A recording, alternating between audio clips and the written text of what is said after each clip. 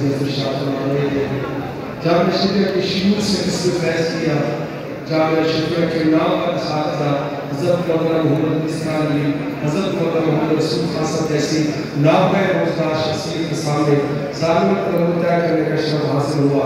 जामिया शरीया सालों में हासिल करने के बाद हरम में मक्की में तशरीफ़ ले गए। 35 साल हरम में मक्की में कार रसूल का तरफ देते रहे और 35 साल के बाद जहाँ से शर्फ तलब्बुत हासिल किया था वहाँ उस्ताद हबीब शेख हदीस बरकत तशरीफ़ लाए।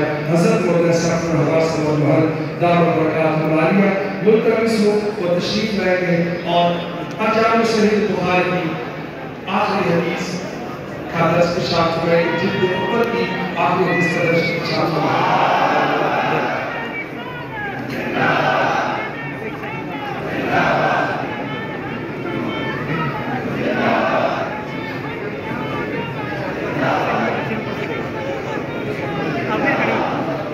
फिर भी नहीं देख सकेगा, इधर नीचे से